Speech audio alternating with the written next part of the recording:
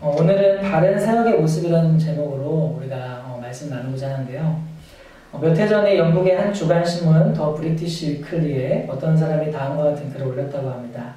교회 목회자들은 설교를 대단히 중요시하고 그것을 준비하는 데 많은 시간과 노력을 투자한다. 나는 거의 빠짐없이 30년 이상을 교회에 다닌 사람으로 2000번가량의 설교를 들었다. 그런데 나는 대단히 놀라운 사실 한 가지를 발견했다. 그것은 내가 그렇게 많은 설교를 들었음에도 불구하고 그중 단 한 개의 설교도 제대로 기억하지 못한다는 사실이었다. 이것으로 미루어 보아 목회자들이 설교 말고 다른 일에 시간과 노력을 투자하는 것이 더 유용하지 않을까 생각된다. 이런 글이 있었습니다. 그러던 중에 그 글을 읽고 난 다음에 어떤 사람이 이렇게 댓글을 달았다고 합니다. 나는 결혼한 지 30년이 된 사람으로 그동안 32,850번의 식사를 했다. 그리고 그 대부분은 아내가 요리해서 차려준 음식이다. 그런데 갑자기 내 머리에 떠오른 생각은 내가 그 많은 음식을 먹었음에도 불구하고 그동안 먹은 음식의 식단을 단 한 가지도 제대로 기억하지 못한다는 사실이다. 그와 동시에 내가 확실하게 깨달은 것은 나에게 그 음식들이 없었다면 나는 벌써 오래전에 굶어 죽었을 것이라는 사실이다. 이렇게 댓글을 달았다고 합니다. 이 단을 서기 전에 전 하나님께 기도하는 마음으로 섰습니다. 하나님, 오늘 이 시간이 특별한 시간이 되게 해주시옵소서. 여러 예배 시간 중에 그저 흘러가는 하나님의 그런 어떤 시간이 아니라 하나님의 특별한 은혜를 입는 그런 귀한 시간이 될 수 있도록 도와주시옵소서. 그런 마음으로 섰습니다. 오늘도 하나님께서는 저 여러분을 하나님께서 가장 기뻐하시는 이 예배 자리에 초청해 주실 줄 믿으시기 바랍니다. 오늘 이 시간을 통해서 하나님의 크신 은혜와 사랑이 넘치는 귀한 시간이 되기를 주님의 이름으로 축원합니다. 바울 일행은요, 제2차 전도 여행에서 처음 세운 교회가 빌립보 교회였습니다. 빌립보 교회를 세우고 나서 이렇게 이동을 하게 되는데 데살로니가 지역으로 이동하기 전에 두 곳을 먼저 들렸거든요.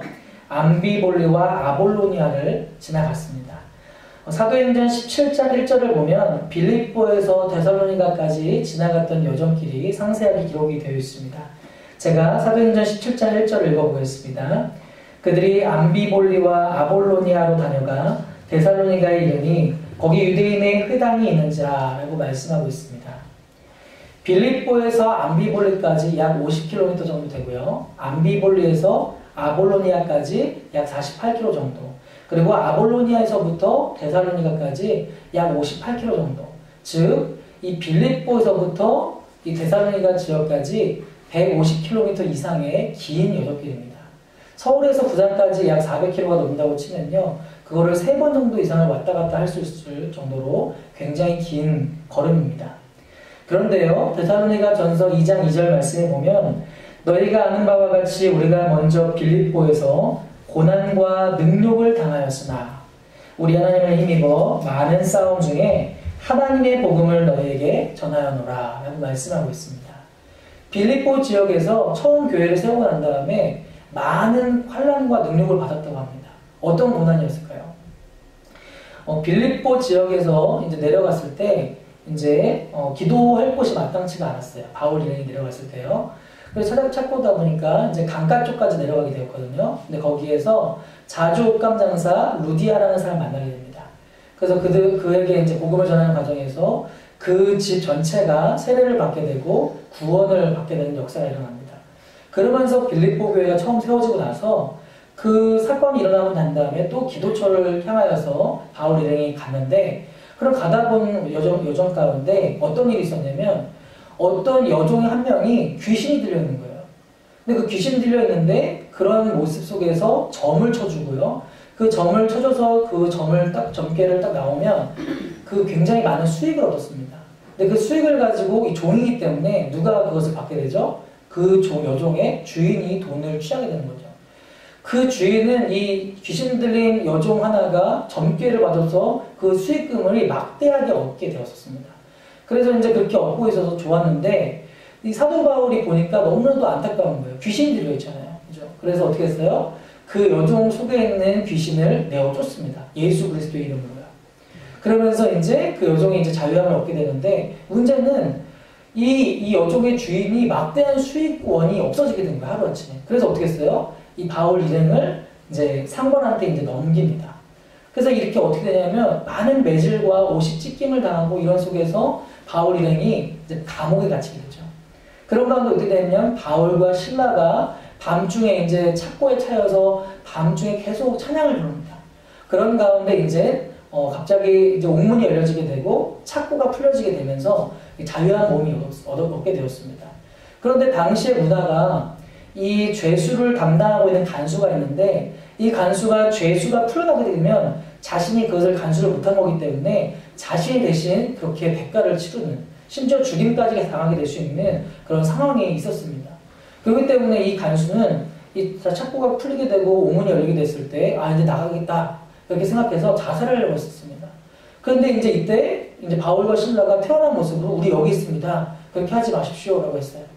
그때 이제 어떻게 됐습니까? 너무 깜짝 놀라서 왜 안 도망가지 하면서 깜짝 놀라서 어떻게 해야지 내가 구원을 받을 수 있겠습니까? 라고 이제 물어봤죠. 그렇게 어떻게 됐습니까? 사도행전 16장 21절 말씀에 주 예수를 믿으라. 그러면 너와 내 집이 구원 얻으리라. 그렇게 선포를 합니다. 그래서 이제 그 간수도 그 집도 구원을 받게 되는 그런 귀한 역사가 일어나게 되었죠. 그런 가운데 이제 바울이 빌립보에서 첫 교회가 설립된 기쁨도 있었지만 이렇게 감옥으로 가는 여정 속에서 옷이 다 찢김을 당하고 심한 매집을 당하면서 얼마나 온몸이 멍투성이가 됐겠어요. 근데 그런 가운데 이제 150km 이상의 몸을 그런 아픈 몸을 가지고 이동을 했다는 거예요. 얼마나 참 마음이 굉장히 힘들었을까 생각이 듭니다. 저희 아버지도 저한테 군대 생활을 하시면서 100km 이상 군대 행군하셨대요. 그런데 이제 그때 밤에 거의 반쯤 주무시면서 이제 걸어가시면서 그렇게 하셨다고 하더라고요. 근데 맨 정신으로도 이 100km 이상 이렇게 걸어가는 것이 마땅치가 않은데 사도 바울 일행은 150km나 이상이 되는 그 거리를 빌립보에서 이렇게 아볼로니아 이렇게 거쳐서 데살로니가 지역까지 갔다는 거예요. 그러면서 데살로니가 이제 스토리가 펼쳐지게 되는 건데 데살로니가 가서도 어떻게 했냐면요. 거기에 회당이 있는지라라고 성경에 말씀하고 있어요. 사도 바울의 온 정신은요. 오직 예수 그리스도의 복음이었어요. 매질을 당하고 매질을 왜 당했을까요? 복음 전하다가 된 거잖아요. 그리고 그 여정 고치다가 된 거잖아요. 그런데도 불구하고 그 온몸에 찢겨져서 상한 몸을 이끌고 나서도 그 바울의 눈에는 그 영혼들, 잃어버린 영혼들이 보이는 거예요. 그래서 유대인의 회당이 있는지라 라고 이 말씀 속에서 어떻게 해요? 거기에서 낮에는 야손의 집에서 머물면서 이렇게 가면서 회당에 갈 때는 또 회당에 가서 이제 예수 그리스도의 복음을 전하는 그런 일들을 계속 해나갔습니다. 이 데살로니가 지역 안에서 짧게는 3주 그리고 길게는 6개월 정도를 이 바울이 이 데살로니가 지역에서 사역했다는 것을 우리가 추측을 해볼 수가 있는데 이런 가운데서 이제 사도 바울이 오직 예수가 그리스도다. 하나님의 아들은 예수 그리스도라는 사실을 그렇게 외쳤습니다. 그가 그렇게 수많은 고난과 능력과 그런 수많은 영적인 싸움 속에서도 그가 그렇게 예수 그리스도 한 분만을 외칠 수 있었던 비결이 무엇이었을까요? 그것은요, 인간의 힘이 아닙니다. 때마다 바울의 입술에 찬송을 주시고 때마다 바울에게 새 힘을 주시고 때마다 사람들 앞에서 전할 것을 준비하게 하시는 성령 하나님께서 바울을 꽉 사로잡았기 때문에 가능한 줄로 믿으시기 바랍니다. 감사하게도요, 우리 사랑하는 작동교회 가운데서도 하나님께서 여기까지 인도해 주신 줄 믿습니다. 우리 사랑하는 우리 권사님, 장로님, 우리 집사님, 우리 모든 분들 가운데 하나님의 그 영이 충만하신 줄 믿습니다. 그래서 언제나 끝까지 주님 바라보면서 승리하는 저와 여러분에게 간절히 소망합니다. 네, 그렇게 도착한 데살로니가 이곳에서 짧게는 3주에서 길게는 6개월 정도까지 이렇게 말씀을 전했습니다.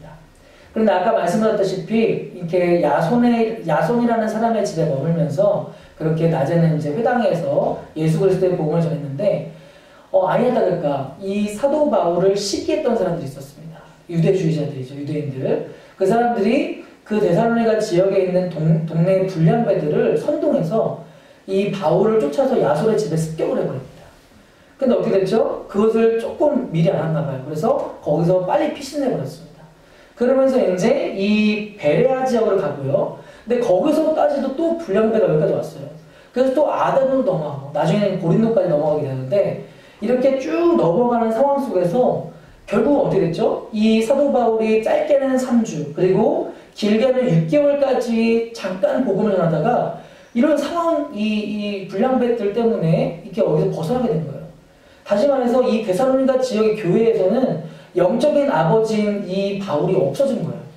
그럼 어떻게 되겠어요? 이제 막 이렇게 예수 그리스도의 복음으로 충만해지고 뭔가 더 막 해보려고 하고 이런 분위기가 있는데 갑자기 사도 바울이 빠져버리게 된 거예요. 그런 가운데 사도 바울은 마음 한켠에는 아픈 손가락처럼 그렇게 참 그런 데살로니가 지역의 교회를 위해서 참 많이 마음이 썼을 것 같습니다. 그런 가운데 바울은 이렇게 가고 싶어도 갈 수가 없었어요. 데살로니가 전서 2장 18절에 보면요. 그러므로 나 바울은 한 번, 두 번 너희에게 가고자 하였으나 사탄이 우리를 막아도다 라고 말씀하고 있습니다.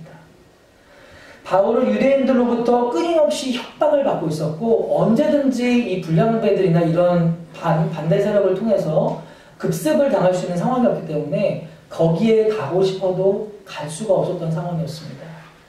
그런 가운데 바울 대신에 누군가는 이 데살로니가 교회로 파송을 받아야 되는 상황에 이르렀습니다. 데살로니가 교회 안에는 이미 거짓 교사들이 침투해 있던 상황이었습니다.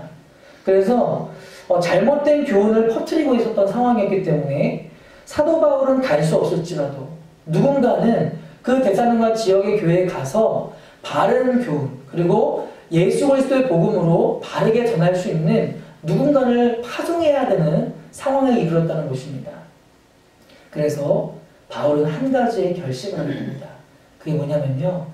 한 명의 사람을 파송하기로 결정했다는 것입니다. 그것이 누굴까요? 바로 영적인 아들이었던 디모데, 사랑하는 양아들이었던 디모데를 데살로니가 교회에 보내게 되었다는 것입니다.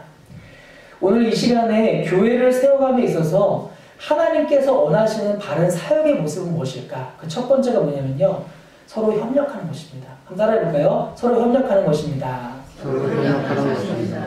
바울은 갈 수 없는 상황이었지만 바울이 아닌 디모데를 그 교회로 보내서 그 교회를 견고하게 세워나가는 데에 그렇게 지혜를, 하나님께 주신 지혜를 가지고 그렇게 해야겠다는 것입니다. 오늘 본문 2절부터 3절을 한번 같이 한번 읽어볼까요? 시작! 우리 형제 곧 그리스도의 복음을 전하는 하나님의 일꾼인 디모데를 보내노니 이는 너희를 굳건하게 하고 너희 믿음에 대하여 위로함으로 아무도 이 여러 환난 중에 흔들리지 않게 하려 함이라. 우리가 이것을 위하여 세움받은 줄을 너희가 친히 알리라. 아멘. 바울은 훌륭한 교사였습니다. 바울처럼 사역을 잘하는 사람이 또 있을까요? 그럴 정도로 바울은 굉장한 사람이었습니다.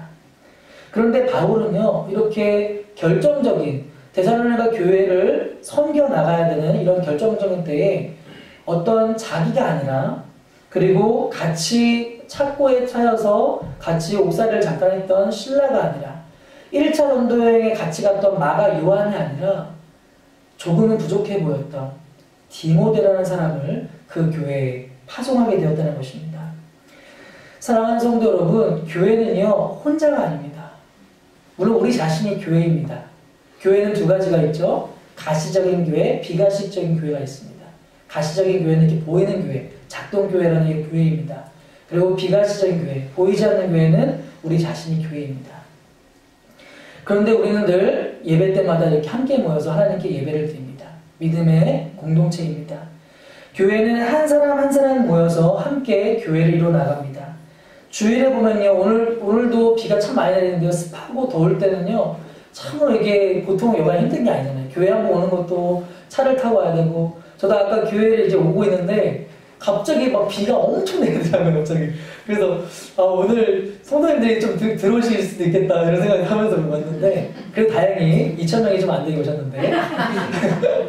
근데 참 이렇게, 그죠? 우리가 참 이런 제약을 많이 받을 수가 있잖아요.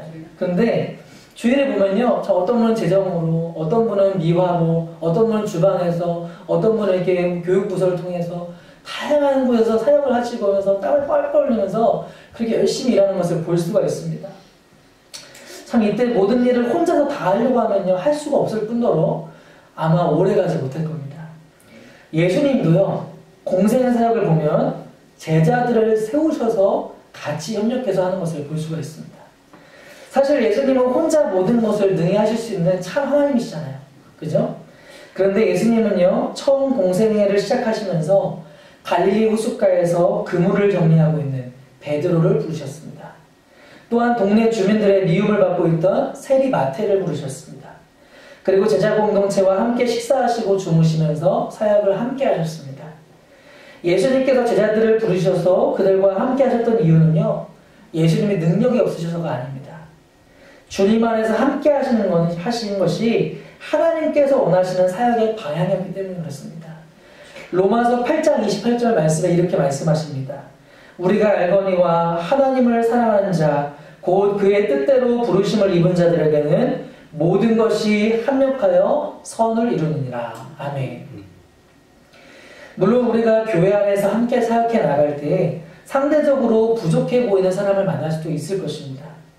연약하여서 쓰러질 수 있는 현재들도 우리가 볼 수가 있을 것입니다.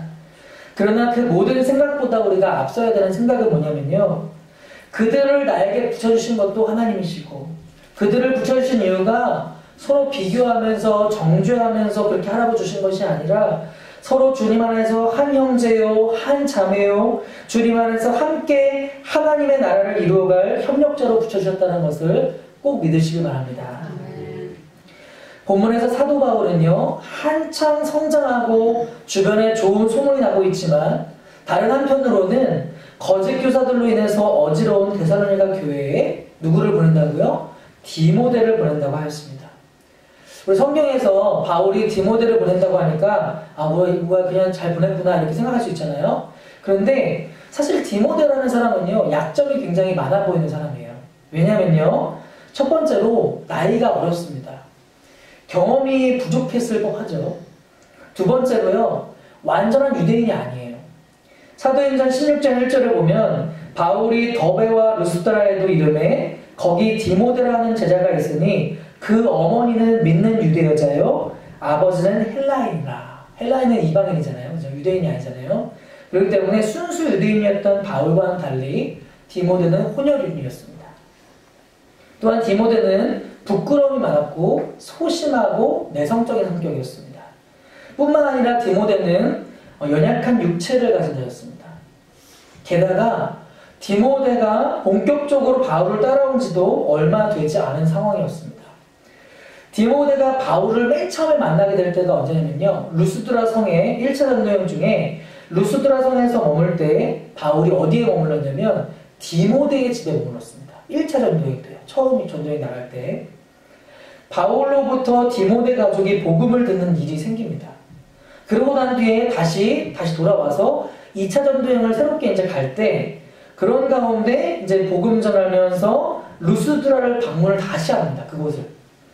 그때 바울을 본격적으로 따라서 선교여행을 다닌 사람이 누구냐면 바로 디모데라는 사람입니다.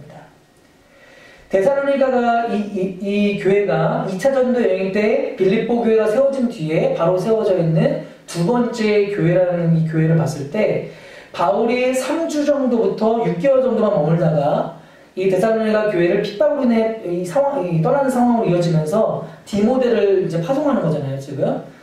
그런 것을 기간을 봤을 때 1차 전도여행과 2차 전도여행 사이에 6년 정도를 봅니다. 이를 종합해보면 아마도 디모데가 본격적으로 바울로부터 복음을 제대로 경험하고 데살로니가 교회에 파송되기 전까지 약 10년 정도도 채 되지 않은 기간 동안 이 디모데가 복음을 듣고 생활한 그런 상황 케이스라고 볼 수가 있는 것입니다.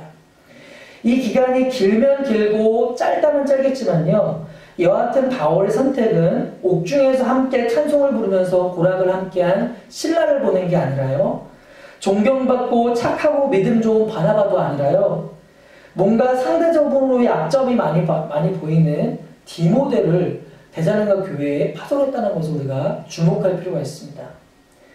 그렇습니다. 하나님의 일을 감당할 때, 교회를 세워나갈 때 우리의 경험이 정말 중요합니다. 재정도 정말 중요하고요, 은사도 재능도 참 중요합니다. 그런데 우리가 가장 우선적으로 염두에 둬야 할 건 뭐냐면요, 인간의 기준이 아니라 하나님의 기준에 맞는가입니다. 하나님의 기준에 맞는가. 하나님의 계획은 어디에 있었습니까? 어리고 경험이 적고 내성적이고 소심하고 믿은 지 얼마 안 됐지만 신실한 동역자였던 영적 아들이었던 디모데라는 사람이 있었다는 것입니다. 그리고 오늘 본문 2절 3절 말씀처럼 데살로니가 교회의 성도들을 굳건하게 하고 그들의 믿음에 대해서 위로해주고 여러 가지 혼란 중에서도 흔들리지 않도록 하시기 위해서 누구를 보냈다고요? 디모데를 보냈다는 것을 오늘 본문에서 말씀하고 있습니다. 그렇습니다. 하나님은 자격으로 우리를 부르시지 않았습니다. 하나님의 뜻과 경륜과 은혜 속에서 저와 여러분을 부르신 줄로 믿으시기 바랍니다. 우리를 그냥 부르신 게 아니라요. 무리로 그냥 이렇게 그냥 뭉뚱그려서 부른 게 아니라요. 우리를 어떻게 부르셨어요? 우리를 한 명 한 명 귀한 성도로 부르셨다는 거 꼭 기억하시면서 부르심에 감사하며 늘 주님께 나아가는 복된 저와 여러분들에게 간절히 소망합니다. 우리 옆에 있는 분들한테 한번 격려했으면 좋겠습니다. 권사님, 집사님들이 힘이 납니다. 시작! 네, 똑같이 권사님, 집사님 때문에 힘납니다. 이렇게 하면 안 돼요. 네, 권사님은 권사님한테, 집사님은 집사님한테 이렇게 얘기하셔야 됩니다. 너무 순수하시기 때문에 똑같이 하실까봐요. 네. 저와 여러분이 이 자리에 있는 것은 하나님의 뜻이 있으셔서 이 자리에 있는 줄 믿으시기 바랍니다. 우리를 작동교회라는 이 귀한 교회에 보내주시고 하나님을 교회를 섬기도록 하셨고 또 주 안에서 함께 이렇게 바울이 디모데를 보내면서 이렇게 협력하여서 이렇게 싹 세워나갔던 것처럼 저와 여러분을 귀한 이 교회에 함께 협력하는 협력자로 세워주셨으면 감사하면서 늘 주님께 영광 드리며 나아가는 저와 여러분에게 간절히 소망합니다. 네, 교회를 세워나감에 있어서 하나님께서 원하시는 바른 사역의 모습. 첫 번째는요, 바울 대신 디모데를 파송해서 교회를 도왔듯이 협력하는 모습. 같이 도와야 한다는 겁니다. 그게 바른 교회의 모습이라는 거고요. 두 번째는요, 믿음과 사랑이 함께 가야 한다는 겁니다. 바른 사역의 모습 두 번째는요, 믿음과 사랑이 함께 쭉 평행선으로 가야 한다는 겁니다. 우리 6절 말씀, 오늘 본문 6절 말씀 같이 한번 읽어보겠습니다. 시작! 지금은 디모데가 너희에게로부터 와서 너희 믿음과 사랑의 기쁜 소식을 우리에게 전하고 또 너희가 항상 우리를 잘 생각하여 우리가 너희를 간절히 보고자 한 것 같이 너희도 우리를 간절히 보고자 한다 하니. 아멘. 믿음은 정말로 중요합니다. 왜냐하면 믿어야지 천국 가잖아요. 믿어야지 천국 갈 거 아니에요. 그죠? 믿음은 정말로 중요합니다. 그런데요, 믿음이 정말로 중요하기 때문에 우리가 믿음을 너무나도 중요하게 강조한 나머지 하나를 잠깐 놓칠 수가 있어요. 이게 뭐냐면 사랑이라는 겁니다. 한번 예를 들어볼까요? 어떤 교회에서 교회 십자가가 낡은 거예요. 그래서 십자가를 새로 한번 세웁시다 라고 의견이 나왔어요. 근데 어떤 분은 예수님의 고귀한 그런 것을 강조하는 이렇게 네온사인이 흰 색깔로 이렇게 좀 빛을 합시다. 좋은 의견이잖아요. 그죠? 근데 어떤 분은 아닙니다. 예수님의 보혈을 상징하는 빨간색 네온사인을 이렇게 해서 딱 보내야 됩니다. 또 어떤 분은 아닙니다. 부활하신 예수님의 그 영화로우신 것을 생각하면서 파란색으로 해야 됩니다. 그렇게 계속 좋은 의견들을 내놨대요. 근데 결국 그 십자가가 세워졌을까요? 안 세워졌을까요? 네, 세워졌으면 얘기를 안 하겠죠, 제가. 안 세워졌어요. 왜냐면 서로 의견 거기까지 내는 것까지 좋은데 이렇게 서로 막 자꾸 정죄하면서 자꾸 막 이렇게 너가 오니 내가 오니 하면서 이렇게 하다가 딱 이렇게 딱 좌절된 거예요. 다행히 우리 작동교회는 태풍이 와도 끄떡없는 종탑이 딱 세워졌잖아요. 그죠? 세울 일이 없을 텐데 근데 이렇게 사랑이 없으면 믿음을 가진 우리 공동체에 모여서 사랑으로 저렇게 하면 이게 더 씨어질 효과를 발휘할 텐데 그냥 내 믿음이 있고 너 믿음이 있고 하면서 이렇게 막 하다 보니까 그런 일이 벌어진다는 거예요. 오늘 보면 6절 말씀에서 말씀하듯이 디모데가 바울에게 전하는 소식이 있어요. 디모데가 이제 바울의 파송을 받아서 데살로니가 교회에 파송받았잖아요. 거기서 지금 디모데가 생활을 하고 있는 거예요. 그런 가운데 있는데 디모데가 바울한테 들려주는 소식이 있어요. 그 소식이 뭐냐면 데살로니가 교회 성도들이 11조 잘하고 큐티 잘한다고 합니다 하면서 개인적인 그런 얘기를 하기보다는요. 오늘 본문처럼 서로 잘 이해하고 있고요. 서로 존중하고 있고요. 주님 안에서 피를 나는 한 형제처럼 서로 사랑하고 잘 지내고 있어요 하면서 서로에 대한 부분을 이야기했다는 거예요. 이렇게 교회 공동체가 누리고 있는 귀한 소식을 바울에게 전했다는 것을 우리가 볼 수가 있습니다. 사랑하는 성도 여러분, 믿음이 제일 중요합니다. 그런데 이 믿음은요, 개인적인 부분이 있어요. 예를 한번 들어볼까요? 제 친구가 있는데 제 친구가 굉장히 믿음이 좋아요. 근데 제가 안 믿어요, 예를 들어서. 그러면 제 친구가 정말 잘 믿는데 제가 제 친구 바지끄댕이 딱 붙잡고 가면 천국 갈 수 있을까요? 갈 수 없겠죠, 그죠? 왜? 믿음은 개인적인 거기 때문에. 나와 하나님의 1대1의 믿음이잖아요, 그죠? 물론 믿음의 공동체도 있지만요. 이 개인적인 부분이 분명히 있습니다. 그렇기 때문에 이 믿음을 가지고 있는 우리 공동체 안에 세워난다는 것이 문화도 다르고 자라온 환경도 다르고 우리 여러 가지 생각도 다 틀릴 수가 있잖아요. 그러나 우리가 고린도전서 12장 26절 27절에 보면 이런 말씀이 있습니다. 만일 한 지체가 고통을 받으면 모든 지체가 함께 고통을 받고 한 지체가 영광을 얻으면 모든 지체가 함께 즐거워하느니라. 너희는 그리스도의 몸이요 지체의 각 부분이라 라고 말씀하고 있습니다. 또한 그 안에서 우리가 믿음이 사랑으로 드러나고 다른 연약한 지체들을 섬기고 함께 이해해 나가는 그런 모습들을 주님께서 원하신다는 것을 데살로니가 교회 성도들의 모습을 통해서 우리가 알 수가 있는 것입니다. 물론 자라온 환경도 틀리고 생각과 여러 가지 것들이 틀릴 수 있지만요. 그러나 우리는 각자 다 다르지만 주님 안에서 다 하나의 성도로 불러셨다는 것을 꼭 믿으시기 바랍니다. 주 안에서 함께 작동교회 안에서 우리를 성도로 부르셨기 때문에 우리는 주 안에서 하나가 될 수 있는 것입니다. 주 안에서 그렇게 믿음을 서로 나누며 사랑의 수고 가운데 그렇게 함께 하나님께서 원하시는 귀한 공동체로 세워나가는 우리 귀한 작동교회가 되기를 간절히 소망합니다. 네, 하나님께서 원하시는 바른 사역의 모습 첫 번째는요, 바울이 없는 상황 속에서도 디모데를 또 보내서 이렇게 협력하는 모습. 두 번째는 교회 공동체 안에서 믿음과 사랑이 쭉 함께 가는 모습을 봤습니다. 이제 마지막 한 가지를 말씀드리고 말씀을 마치도록 하겠습니다. 마지막 세 번째는 뭐냐면요, 교회가 어떻게 해야지 바른 모습으로 나아갈 수 있을까? 세 번째는 기도하는 모습입니다. 뭐라고요? 기도하는 모습입니다. 좀 길지만 오늘 본문 7절부터 10절까지 말씀을 함께 한번 읽어보겠습니다. 시작! 이러므로 형제들아 우리가 모든 궁핍과 환난 가운데서 너희 믿음으로 말미암아 너에게 위로를 받아노라. 그러므로 너희가 주 안에 굳게 선즉 우리가 이제는 살리라. 우리가 우리 하나님 앞에서 너희로 말미암아 모든 기쁨으로 기뻐하니 너희를 위하여 능히 어떠한 감사로 하나님께 보답할까? 주야로 심히 간구함은 너희 얼굴을 보고 너희 믿음이 부족한 것을 보충하게 하려 함이라. 아멘. 바울 일행은 디모데를 통해서 데살로니가 교회의 성도들이 믿음과 사랑으로 세워져 가고 있다는 것을 들으면서 하나님의 위로를 경험할 수 있었습니다. 그러나 바울 일행은요, 그렇게 위로를 받으면서도 계속적으로 어떻게 했죠? 전도 여행을 계속 떠났잖아요. 그죠? 계속적으로 실시간으로 계속 떠났어요. 정말로 성경을 보면요, 수많은 궁핍과 환난과 강도의 위험과 이방인의 위험과 시대의 위험과 광야의 위험과 바다의 위험과 거짓 형제 중의 위험과 잠을 잘 못 자는 것과 굶주리고 춥고 헐받는 그런 시간들을 바울은 지나가야 했습니다.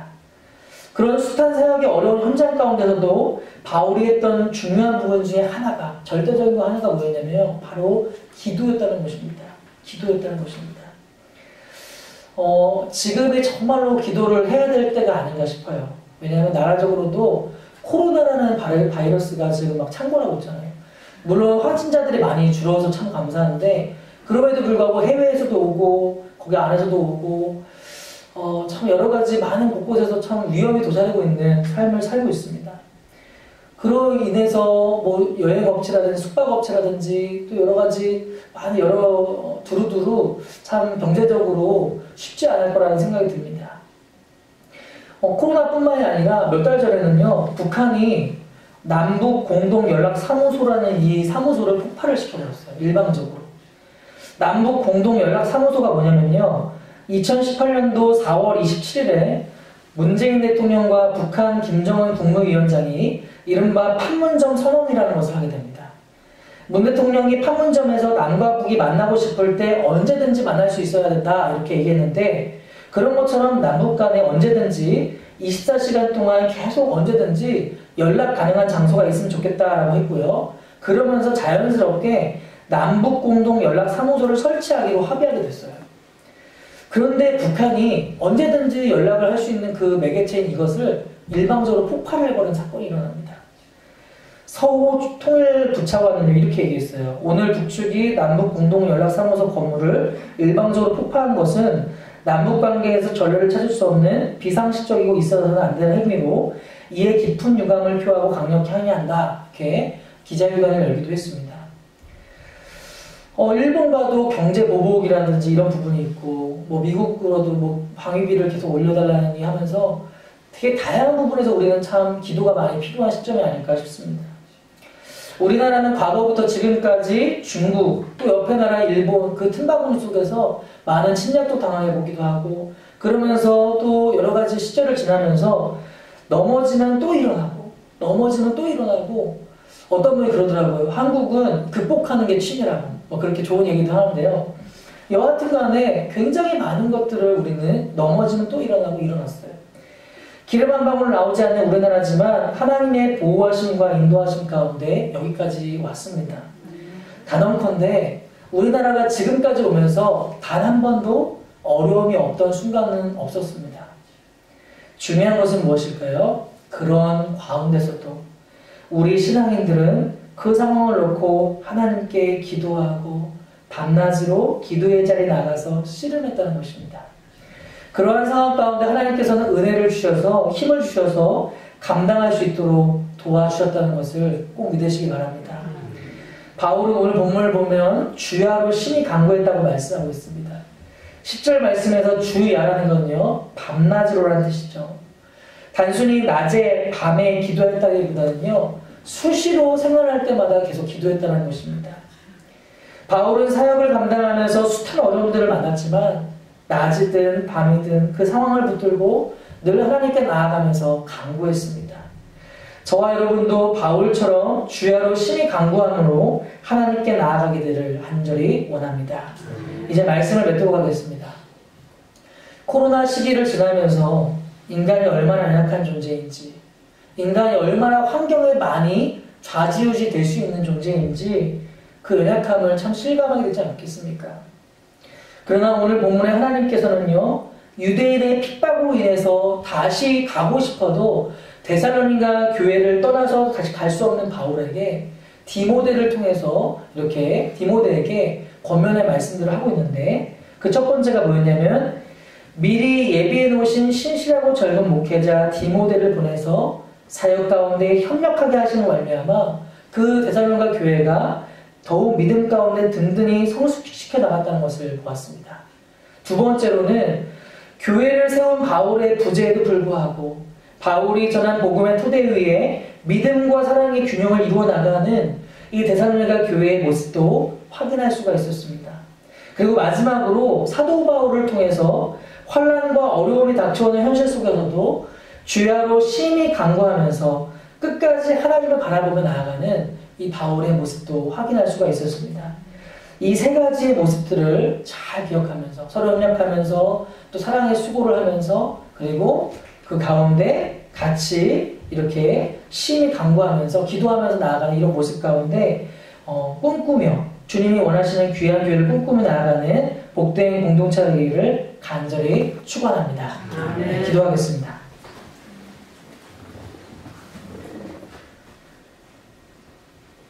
하늘보다 높고 바다보다 넓고 우주보다 충만하신 삼위 하나님을 찬양합니다. 오늘도 하나님께서 일주일에 한중간에 수요 예배를 통해서 하나님께 예배할 수 있는 특권을 주셨고 하나님께로 한 번 더 나아갈 수 있는 귀한 은혜 주심을 감사를 드립니다. 하나님 아버지, 우리 사랑하는 작동교회를 든든히 붙잡아 주시옵소서. 세우신 담임 목사님을 위시하여서 온 교회가, 온 성도가 하나님 말씀을 사랑하고 그 말씀을 온전히 따라갈 수 있도록 도와주시옵소서. 교회에 환우분들이 계시다면 하나님의 크신 위로로 감싸주시기를 원합니다. 교회에 혹 어려운 일을 만나신 분들이 계시다면 하나님의 말로 형할 수 없는 도우심을 경험하게 해주시기를 원합니다. 하나님 아버지, 내일부터 다시 세상으로 나아갑니다. 주님 주신 말씀 기억하며 살아갈 수 있도록 도와주시고 영적인 선택을 먼저 하게 해주시옵시며 하나님을 온전히 바라보며 하나님께서 기뻐하실 만한 삶을 살아가기에 부족함이 없도록 날마다 은혜 가운데 채워주시옵소서. 주님께 감사를 드리며 우리를 사랑하시는 예수 그리스도 이름으로 기도드립니다. 아멘.